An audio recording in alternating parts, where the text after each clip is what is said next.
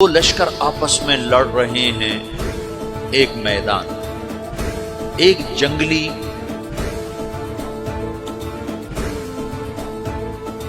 بدوؤں کا قافلہ، جنگل کے لوگ اپنے قبیلے کو لے کر، ایک جنگلی قبیلہ اپنے سردار کے ساتھ نقل مکانی کر رہا ہے ایک جگہ سے دوسری جگہ۔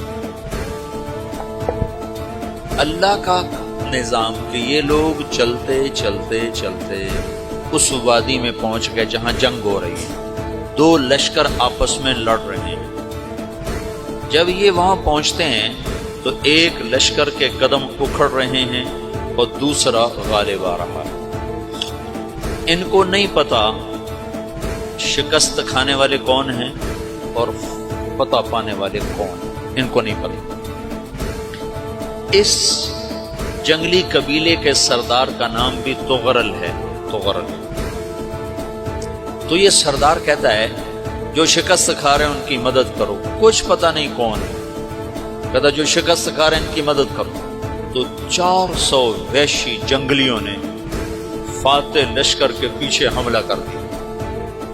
تو ایک کافی ہوتا تو 400 دوڑ دوڑ جب تلواریں پڑیں تو چند لمحوں میں نقشہ بدل گیا، بھاگنے والے جم گئے اور جمنے والے بھاگ پڑے۔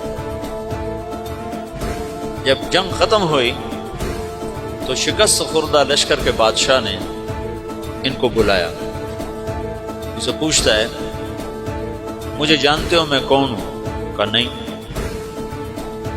کہا تو تم نے میری مدد کیوں کی؟ کہا انسانی ہمدردی کی وجہ سے، تمہیں شکست ہو رہی تھی اس لیے تمہاری مدد کی۔ اور اس نے اپنا تعارف کرایا، میں ہوں سلیمان سلجوقی، ترکی کا بادشاہ۔ مسلمانوں کا لشکر تھا اور تاتاریوں سے شکست کھا رہا تھا، تاتاری فتح پا رہے تھے، مسلمان شکست کھا رہے تھے۔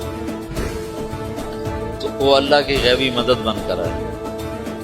تو وہ اس سے کہتا ہے میرے ساتھ رہنا پسند کرو، تم نے میرے اوپر احسان کیا ہے، میں اس کا بدلہ دینا چاہتا ہوں، میرے ساتھ رہنا پسند کرو گے؟ کہنے کا کر لوں گا۔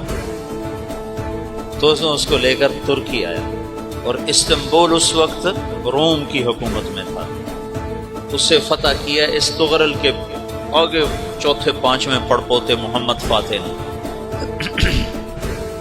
تو یہ استنبول ہے، یہ ترکی ہے، بیچ میں ایک چھوٹا سمندر ہے، یہاں ایک جاگیر ہے۔ تو سلطان سلیمان کہتا ہے یہ جاگیر تجھے وقف ہے، ادھر سے رومی مجھے تنگ کرتے ہیں حملے کر کر کے، تو میرا دفاع کرتے رہنا، یہ جاگیر تیری۔ تو اس جاگیر پہ اس نے اپنے قافلے کو آباد کر دیا، اپنے قبیلے کو، اور ایک چھوٹی سی حکومت بنا لی، جو ایک صوبہ سمجھو سلیمان سلجوقی کا، وہ ایک چھوٹا سا صوبہ ہے۔ وہاں جب یہ رہ پڑا تو پھر یہ ایک شیخ کے بیعت ہوتا ہے، وہاں شیخ طریقہ ہے، ان کے یہ بیعت ہونے جاتے ہیں۔ وہ اس کو رات اپنے پاس ٹھہراتا ہے، تو ایک کمرے میں ان کو ان کا خادم ٹھہراتا ہے۔ یہ جب کمرے میں جاتا ہے تو سامنے دیوار میں تاکچے پر قرآن پڑا ہوا ہے۔ تو یہ تغرل بیگ کہتا ہے یہ کیا ہے، یہ کیا ہے؟ تو وہ خادم کہتا ہے یہ کتاب اللہ ہے، قرآن ہے۔ وہ اس کو وہاں چھوڑ کے باہر چلا جاتا ہے۔ وہ دیہاتی آدمی، جنگل کا رہنے والا، پہلی دفعہ زندگی میں قرآن دیکھا، وہ کہتا ہے یہ قرآن ہے، اللہ کی کتاب ہے، میں اللہ کی کتاب کے سامنے سو جاؤں، کتنی بے ادبی ہے۔ تو اس نے اسے قرآن اٹھایا اور سر پہ رکھ لیا اور کھڑا ہو، ساری رات قرآن سر پہ رکھ کے کھڑا رہا۔ رات کے پچھلے پہر اس کو خواب آیا، کھڑے کھڑے اس نے دیکھا تو اس کی پشت سے ایک چاند نکلا اور شیخ کی بیٹی کے سینے میں جا کے اتر گیا۔